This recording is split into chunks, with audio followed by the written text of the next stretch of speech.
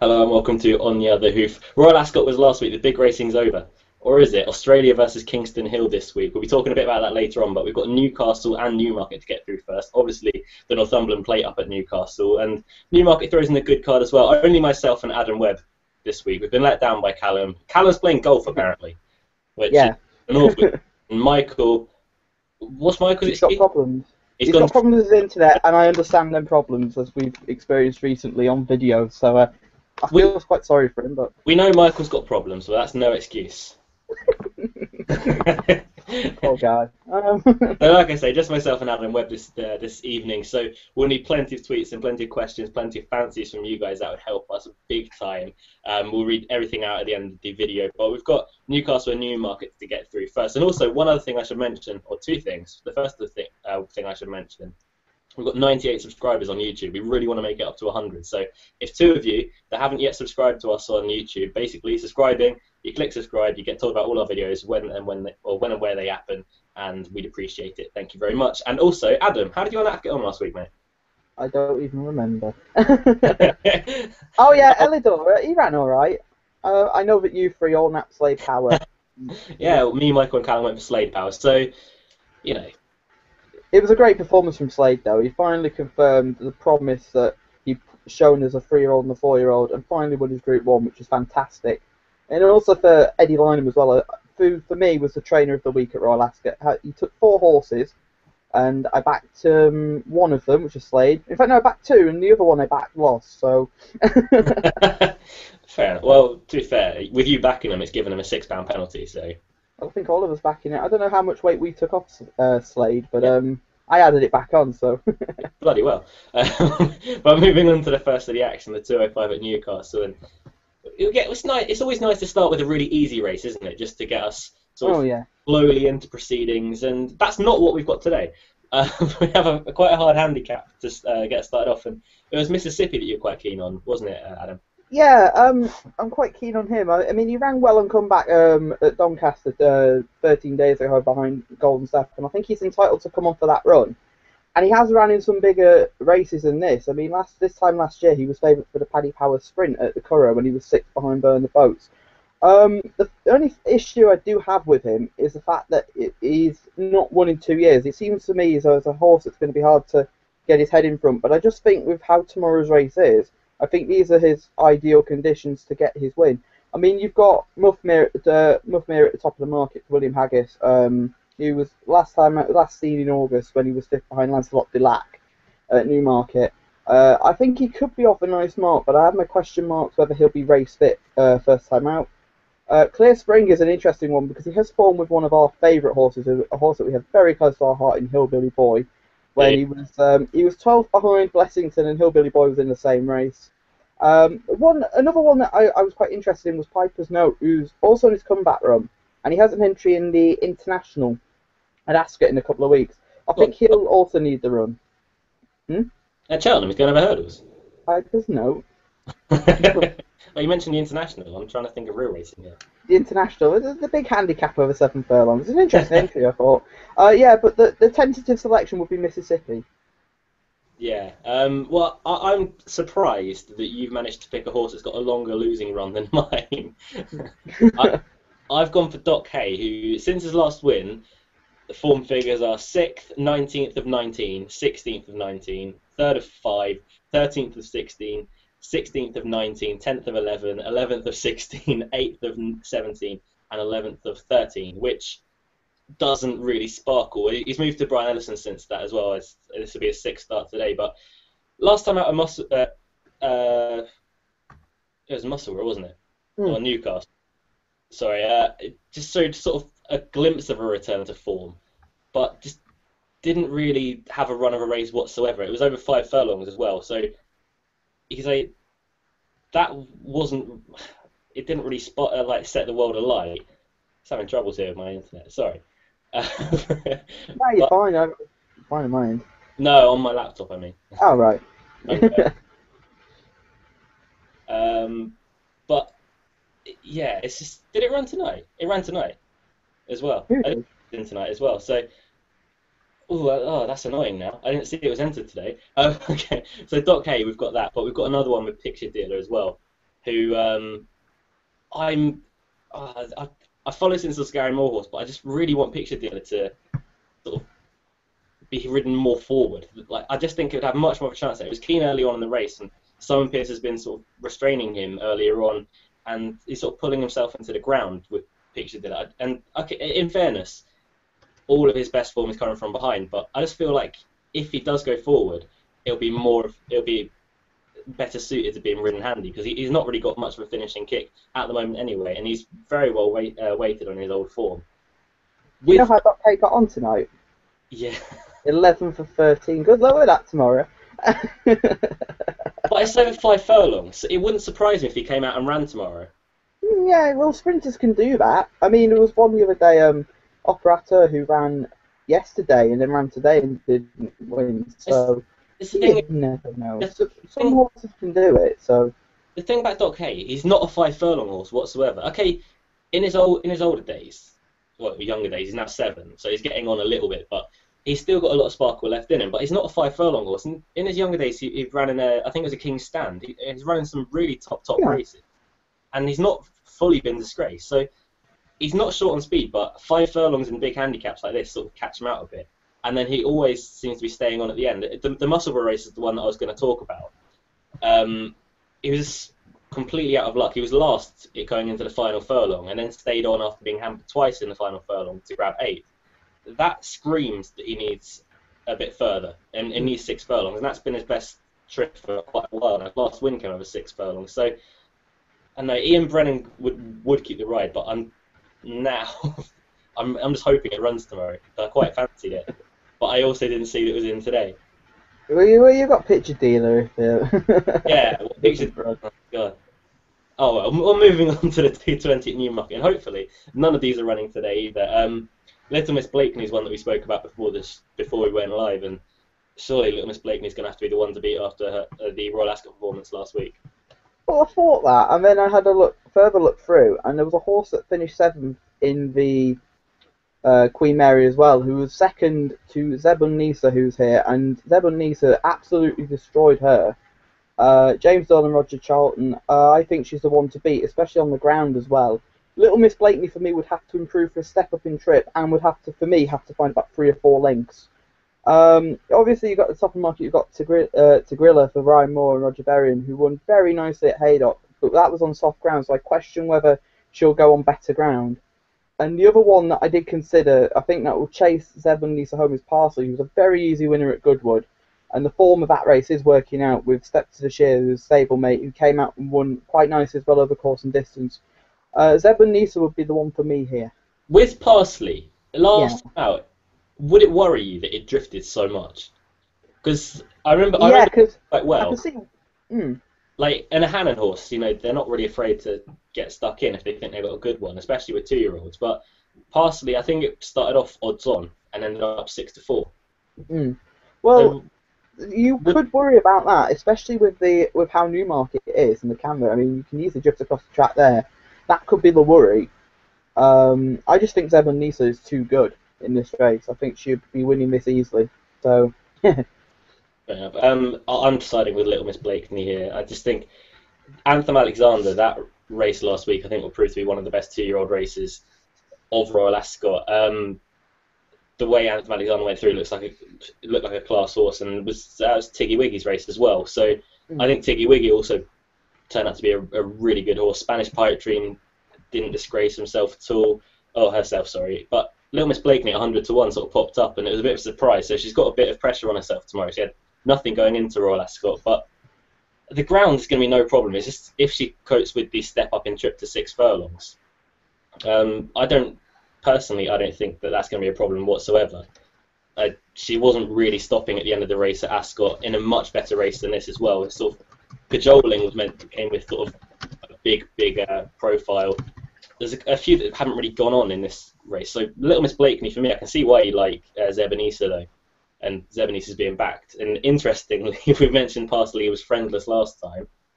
It's been backed today, so I'm not sure how much we read into Parsley there. But moving on now to the 240 at Newcastle, and a Group 3 by name only, I think this one is.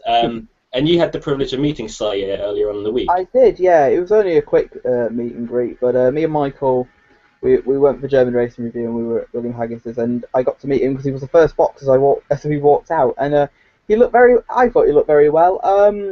He was a good comeback in the free handicap behind Shifting Power, and we all know what Shifting Power's gone on to do, stepping up in trip.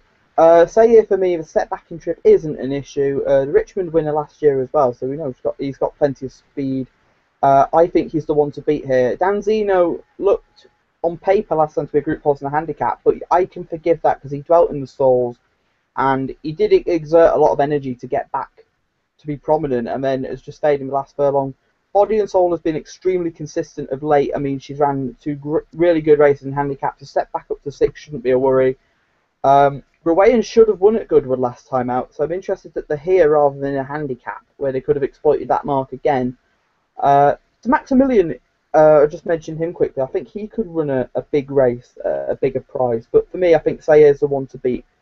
Well, so Maximilian was they wanted to get him into Wokingham. Yeah, yeah. I think he was missed the cut by one. He needed Yeah. a non-runner and missed it, and I think there was a non-runner actually, so he was quite unlucky, I think, not to get in that race. I think I'm right in saying that he's going to the sales as well, so this will probably be his last run before going to the sales. And with you, if you sort of know that beforehand, would that make you fancy a horse more? Well, if they think there's potential improvement, then yes. I mean, I think Sayer's going to be too good for this field, but I would not be surprised if he ran into a place tomorrow. So yeah, it's just that kind of thing. You don't really want to send a horse to the sales with a 0 by its name or anything. So it will be up for tomorrow. Just it'll be there to run the race of its life. But I completely agree with you. I think Sayer's definitely the one to beat, and I just think it's going to be too strong for the field tomorrow. It doesn't look the strongest of race. I know Danzino is one that connections have been quite upbeat about, and I think they're talking up for tomorrow as well. But that form of Sayer's last time, Shifting Power, has since gone on to finish 4th in the 2000 Guineas. Mashir hasn't done a great deal for it, but it's still a good horse, and Aeolus has won since that, with behind Parbold and Miracle Medina. That's a really strong race for me. Okay, the race wasn't really run to suit Aeolus. Maybe that should have been the winner that day, but I think Sayer should come on for that race. I'd be surprised if it didn't. And now race fit, I can't see past Sayer tomorrow. I think Sayer is one of the good things of the day, but we'll see how that pans out. Moving on to the next Newmarket at 2:55, and Adam, we have to mention Battalion here. Oh yeah. You know what's coming. Every time he runs, it's going to get mentioned now. Yeah. Well, you know what's coming. Commentary. I do know what's coming. Yeah. How do you say Battalion? Battalion. Not Battalion. Not Battalion. Yes, for Yeah, anyone who was watching the Derby video when I was hosting, I said I noted the mistake and then went and made the same mistake about 2 minutes later. So yeah, one of them fun horses that. No comment. Are you going for Battalion tomorrow? No, I actually don't think he'll run. Unless there's a significant amount of rain, I don't think he runs because he was pulled out on softer, well, not softer ground. Well, yeah, it was. It was only good at Epsom, and he got pulled out from that race. The one I'm going to go with is Sheikh Zayed Road, who has been really consistent out in Maidan, and it was a fruitful trip because he won a handicap and then he was third in another handicap, and didn't disgrace himself at group level either. He then ran a really good race, and I thought he'd won behind Sharestan. Sandown last time out. The ground won't be an issue, and I think even though he can be a quirky so-and-so, I think he is the one to beat here. Do you say Sharestan as well? Sharestan. I thought it was Sharestan. Sharestan. It's the same thing. I don't care anymore. Yeah, I passed caring with pronunciation. we actually agree here on Sheikh Zayed Road, and this is one that we agreed on.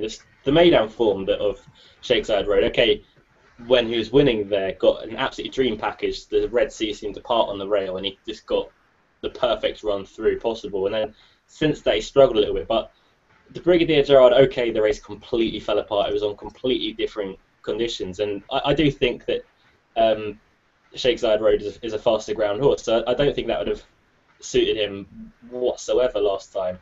And probably a 3-runner race wouldn't suit him either, because he's a horse that needs plenty of cover at the back of the field. You can bet your bottom dollar that Martin Lane will be delivering Stokelyard Road very, very late, and probably still be last, maybe a furlong out, probably furlong and a half is more reasonable. But again, it doesn't look the strongest of races. There's a lot of horses in there that need to come back to form. But obviously, Gatewood and Battalion. I almost did your mistake then.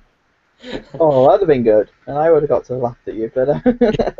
Gatewood and Battalion have won recently, but then you got the likes of Cameron Highlands coming back off a break. Chancery sort of won last season, hasn't really shown that form since. Energia Eros has got to come off the back of 2 bad runs. Rawaki always seems to find a couple too good. It always runs a very good race, but is just one of them unlucky horses, maybe a bit with temperament. And then you've got Zambuca at the bottom, who wouldn't appear to be good enough. So I can't see Parshake Side Road tomorrow whatsoever, but it's glad to know that we're in agreement for that, Adam. Yeah. I don't know if it'd be a good thing or a bad thing when it comes to 3 o'clock tomorrow.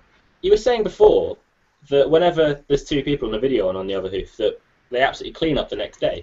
Yeah, that's true. I mean, there was, I'm trying to remember, there was Kempton when it was you and Callum, and I think you had Boulder Success, Irving, and I think there was another one as well that both of them all 3 went in. You and Michael got a 14-1 winner, which was incredible, and Chill the Kite, which is a good link into the next race that we're going to be covering, actually. So, I can't believe you missed out that one horse from mine and Callum's video, though. Which horse? The one in our treble. I'm trying to remember it. I can't. It was Boulder, Irving, and Grandeur. Oh, Grandeur. Oh, Yeah. Grandeur. Oh. We weren't split off. I'm not saying any more. We weren't split off into that. If he was still in England, he'd have a chance tomorrow. Yeah. We move on to the next race. So we had a chat about off air, and we agreed on the exact same 2 horses. We can tell you now that Almago is actually price-wise. Oh. The wheelbarrows of money coming in, and we just finished off price-wise as well. The 315 is Almago. 350 at Newcastle is Oriental Fox, and at the Curragh in the 415 is Alban Star and Alcázar. Hang on a minute. In the sprint, he's gone for a progressive 3-year-old, I think is at the top of the market, and Alban Star, who is also near the top of the market. Yeah. Very original. You have Tom Seagal knocking on your door later on. Yeah, I probably will. Probably won't want to come to Runcorn, in fairness. Yeah, so we agree on Dreamwalker and we agree on Almago. Which way would you sway? Well, I went with Dreamwalker. I think he deserves to win a race this year. And as I said, Chill the Kite. He was third to Chill the Kite at Newbury on similar ground. And I thought that was a really good run. And I thought he was going to win last time out against Ishikawa at Sandown on very soft ground. And I think Ishikawa was given a very good ride that day. And Dreamwalker was given a bit too much to do. I don't think he would have won, per se. But I just think tomorrow, back on better ground as well, I think he'll have a huge chance in this race. I think the conditions are ideal. And I think it's between the two at the top. I mean, Almago, obviously, he gets a bit of weight taken off. He was meant to carry 8.13, so he gets a £7, £9 pull, actually. So, yeah, I think Dreamwalker's one for me, because Almago, although he's been running well, I mean, he ran well in the Britannia before his stamina seemed to fade, and back down to 7, he'll look a threat. I just think Dreamwalker's good enough. Talk about distances. Dreamwalker takes a step back down in trip. Yeah, I think that'll help. From that Sandown run, though, I'm surprised to see him back down to 7 furlongs, if I'm honest. Fair enough. I just think that step back down will just help him. Interesting jockey booking with Oisin Murphy for Brian Ellison, though.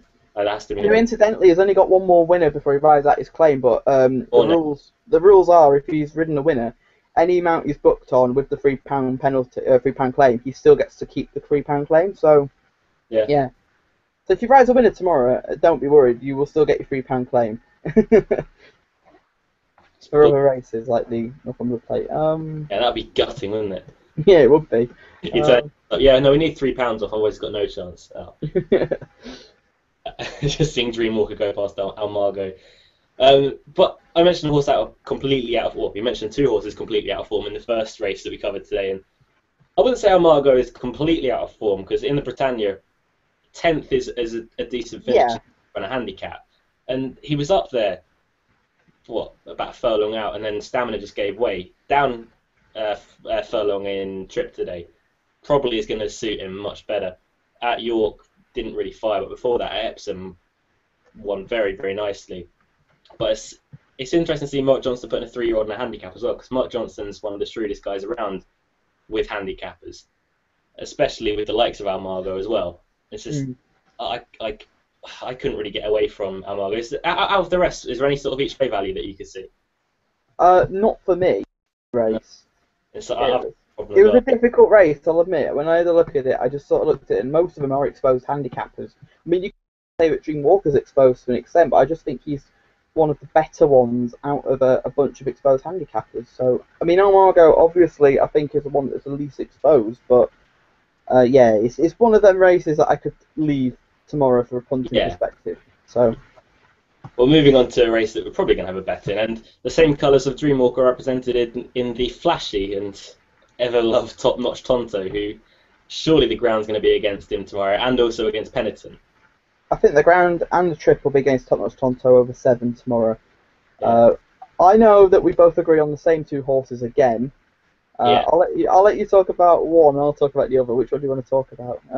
Gorian, obviously. Oh, go on, then I'll talk about Torhid then. I think Torhid, as we said off air, went into everybody's trackers last time out of Haydock because he travelled so well, and then he just found nothing.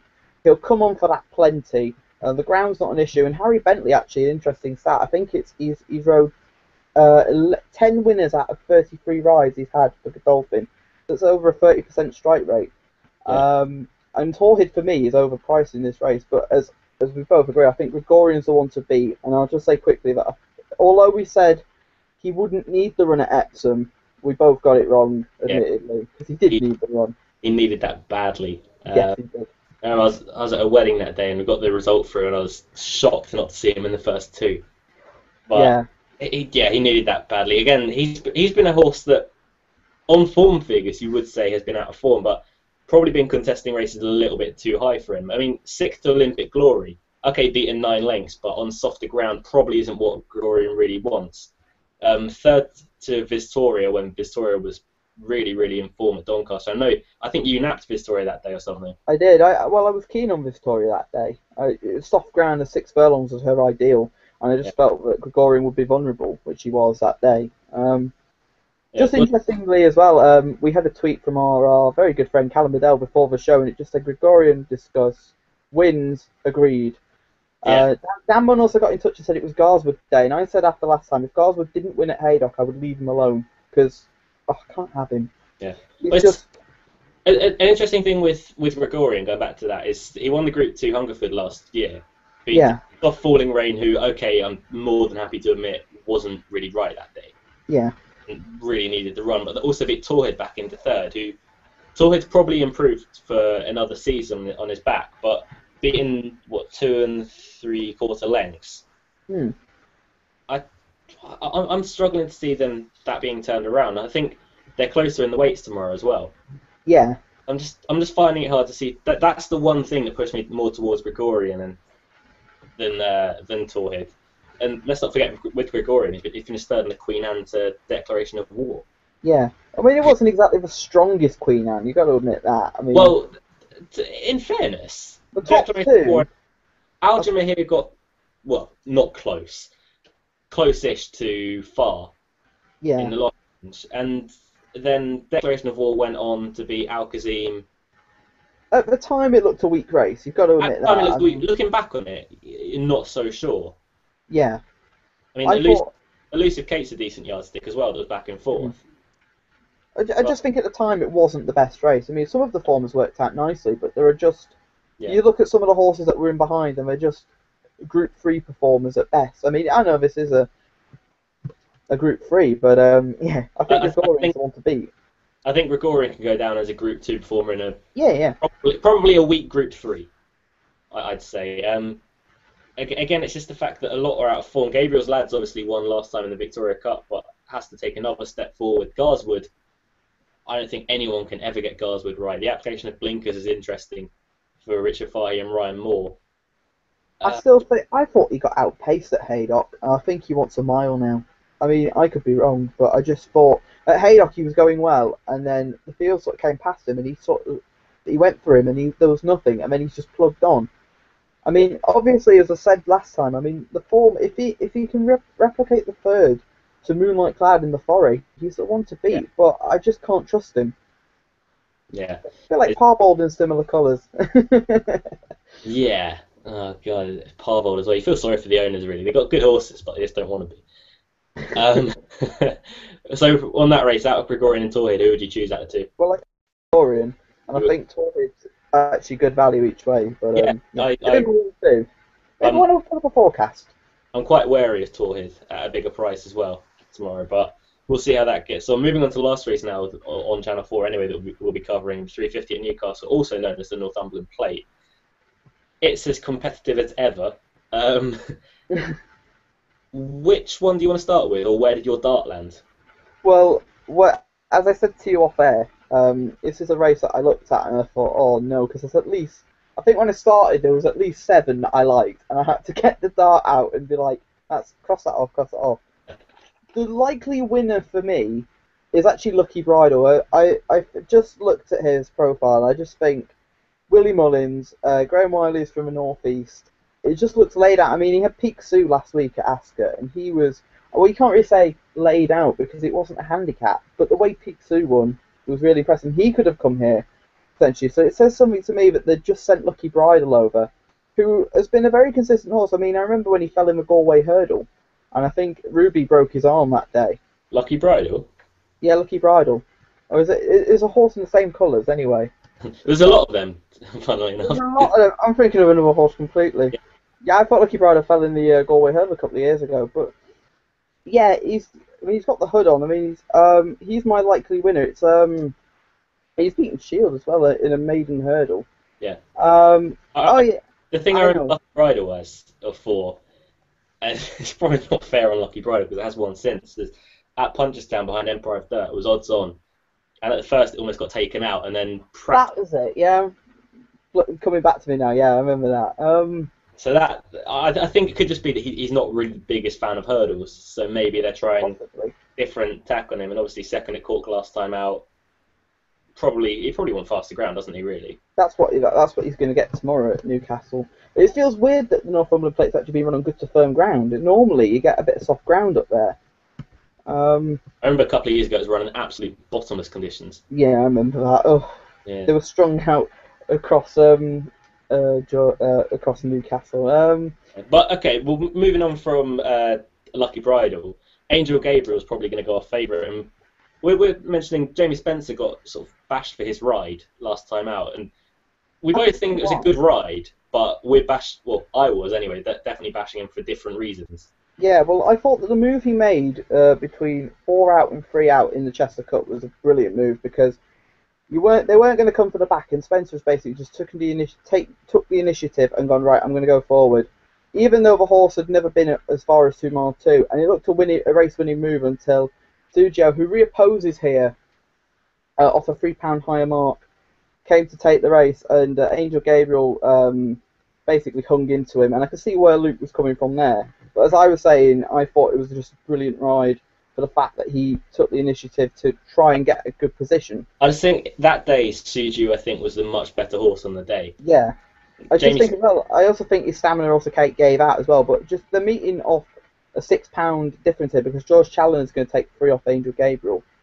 Yeah. I'm interested at Oriental Fox's price-wise. Yeah, that's an interesting one for me.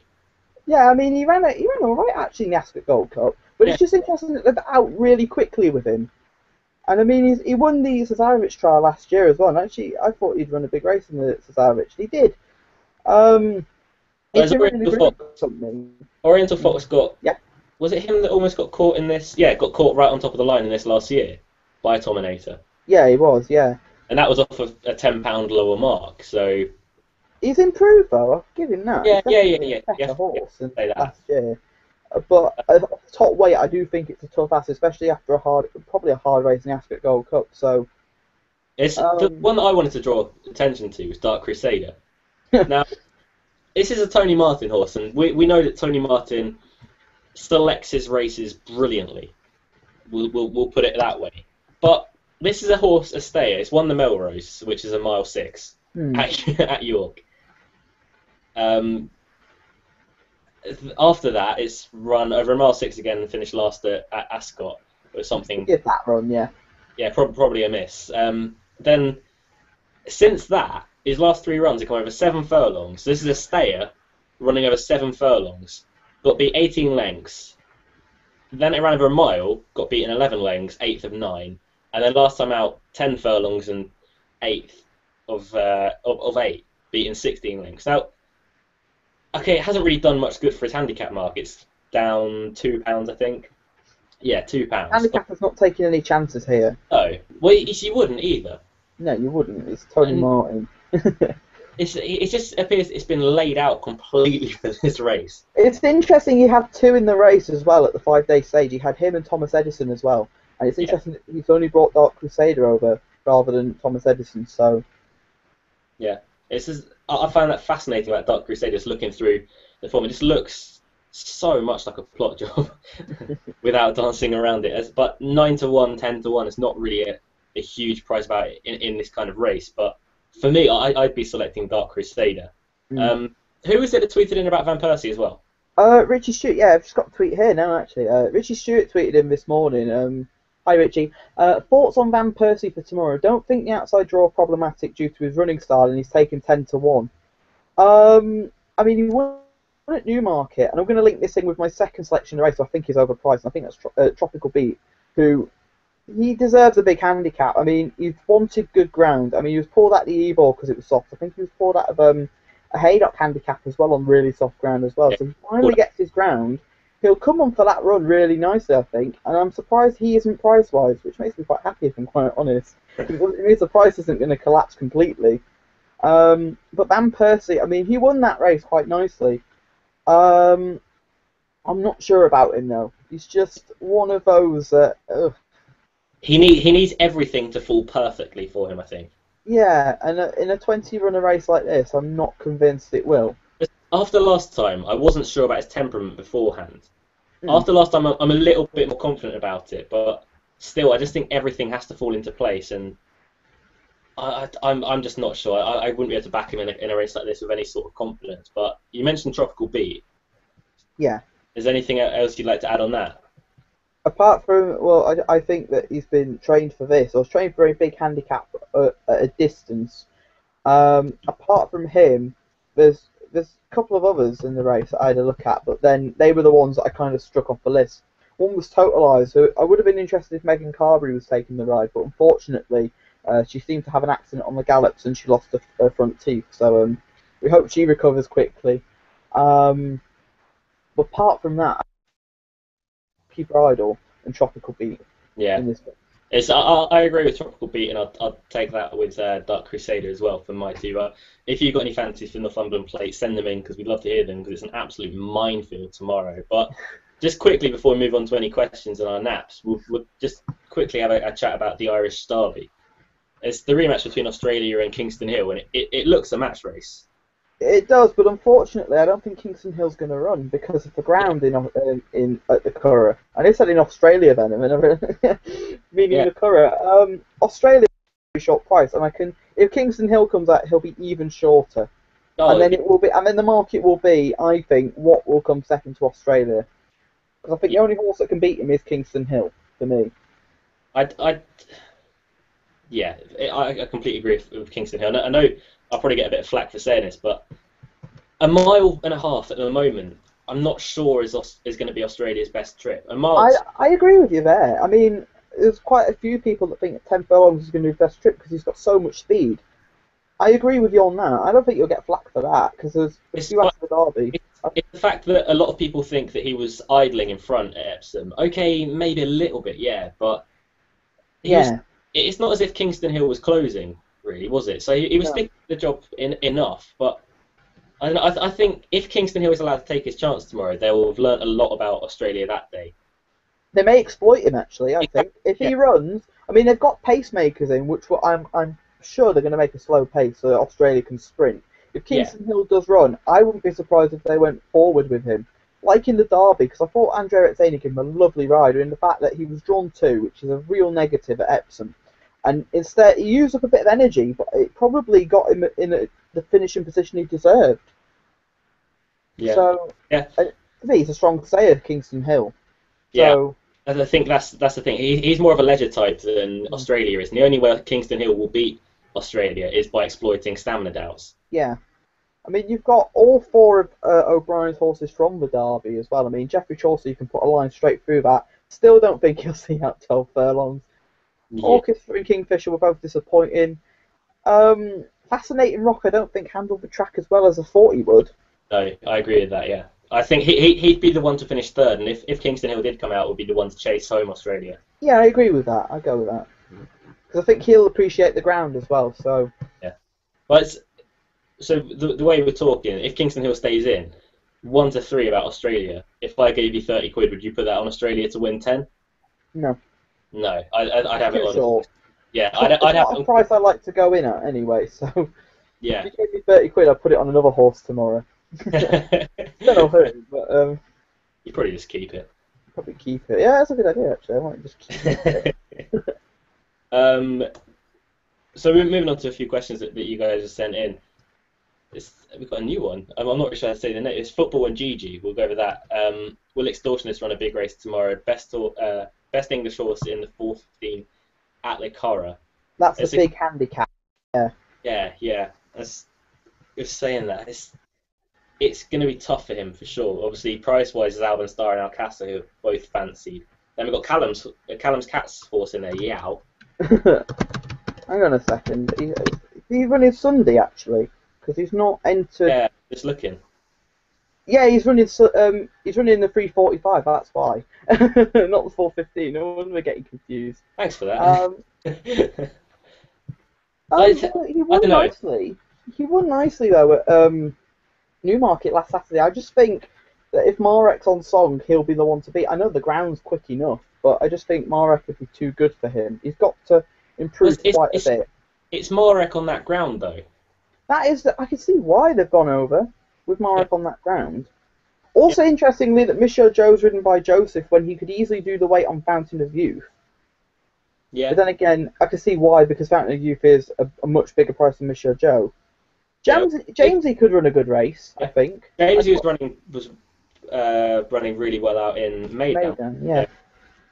Yeah. And the ground won't be an issue for him. Jamesy, actually, I'd probably side with Jamesy in that race. I think I'd side with Monsieur Joe to come back to his best. If he comes back to his best, he could take a bit of beating. But it's just if Marek does handle the ground and is back to his best, then I don't think the others need to turn up.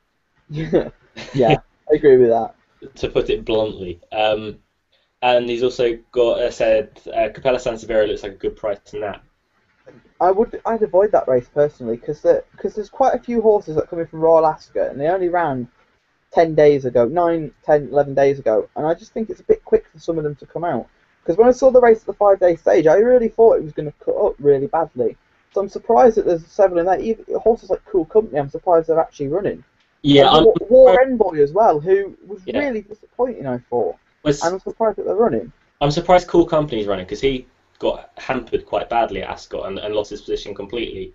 I'm not surprised Capella San Severo is running because they only just bought him for 1.3 million. They don't want him to get the money back, yeah. Exactly. didn't win at Royal Ascot, which I assume the plan was to win and win well to boost that price tag, but they want to get some kind of black type in at the moment. And Group 2, okay, it's probably not going to be the strongest of races. I think Capella San Severo will win, but I'm just not really sure about the strength of the race, if I'm honest. I think Capella San Severo is a very good horse in a pretty weak race. Will Bowler last week tweeted in XX at 12 to 1. That was his name. People listened. I really hope people listened. I know it was Royal Ascot, but fair play. I know we're the ones on the show and we're the ones talking about the racing, but Will is very good. He always used to tweet in naps in obscure races, and they won every single time. They used to win. XX last week at 12 to 1. 2 best bets are Royal Bajan in the 5:05 at Chester and Riley Mooch in the 6:20 at Lingfield. Get on. I'm not going to disagree with them anymore. I always try and find one to take him on with. And you can't normally. It's like, which one? Oh, there's none. Will Kajani tweeted us in. He said Tropical Beat before he gets price-wise. He wasn't price-wise, which is good news. Well done, Will. And we had another question from our good friend Wubsy, Tom Alton, who it said, "How can you lot increase my luck?" Well, for anybody that follows us on Twitter will have seen that we did a tipping competition for Alaska. He had one winner throughout the whole week, and it was an odds-on shot in Leading Light, who I genuinely thought he had cursed. Because he was my anti-post bet of the season, and I thought he was going to lose because poor old Wobia had put it on, and Was it but one he said throughout the whole meeting? Yeah, for the whole meeting, he had one winner, and it was an odds-on shot. He adds on to that, it's dreadful so far. Out of the sweepstake and my balance, for all accounts, nothing. Just listen to the videos. That's all. Yeah, listen to videos, mate. That's about it. Got. Up North Racing has said about the Northumberland Plate. As I say, the Irish will win it for me, but not from the Mullins yard between the other two. Fair enough. Disagreeing a bit with Adam there. So that'd be Dark Crusader and Director. Yeah. Director's a decent price, isn't he? But yeah, I agree with Dark Crusader, to be honest. That's all I can say. I respect her a lot. I just think that, obviously, as we said, Tony Martin in these type of races is a huge threat. It's just, she's been trained to the minute. You just know it's an inevitability. It's like some of the handicaps we get at Cheltenham, a bit like Ted Beale in the county, who was just primed for the minute and was a graded. Well, you could say was a graded horse in a handicap, really, because he then went on the second to jet ski. So. Yeah. One last question from my end, anyway. And Kate Austin fancies Noble Silk each way, and Noble Silk came very close to making the cut for me. Won really nicely last time out. I'm just a bit concerned about that race. Really, it was softer ground, going back to faster ground here. 14 to 1's a fair price, but I'm a bit worried about Noble Silk. But she says it's the prettiest horse in training, grey and stars. Unfortunately, only the stable lass or lad will be winning prizes for how pretty the horse is. But yeah, no, I can see where you're coming from with Noble Silk there, Kate. But have you got any more? I can as well. Won well at Haydock last time, and obviously when I did my place pot, it was the only horse I put in. So yeah. Apart from that, I've got no more questions. So we haven't got a naughty lucky 15 from Michael this week because he's not here. But some of them last week were absolutely fantastic. If you watch back, they're well worth a watch. Some of his naughty lucky 15s towards the end of the videos. Yeah, Dank being the main one. Dank was oh my word. Some of my friends actually watched that. I actually told them to watch it, and they thought it was hilarious. I was just. Yeah, we won't go back there because I'll probably start laughing again. But we'll move on. You didn't get an app winner last week, Adam, and you're going to change that with what horse this week? Sayre at Newcastle. Yeah, I can understand that. And that'll be a nice little double in the 3:30 at Newmarket with Gregorian, who I think is. I saw 5 to 1 early on. It's just far too big of a price. Tom has actually come back to me and he said, I backed Mutila actually. So he's after time in there. Well done. I backed Mutila as well, Tom, but I put it on my blog. Yeah. Well, why didn't you put it in the competition? You'd have had 2 winners then. Yeah. Well done, Wobsy. Well done. that will bring us to an end for this week. We have a great day tomorrow. And don't forget, we're on 98 subscribers, so we want 100. If you just click the subscribe button below on your YouTube account, you'll be told about all videos, when and where we do them, and it will make us very happy to get 100 subscribers. But thank you very much for watching. Myself and Adam, we'll be back, hopefully, with 4 people next week. But until then, goodbye.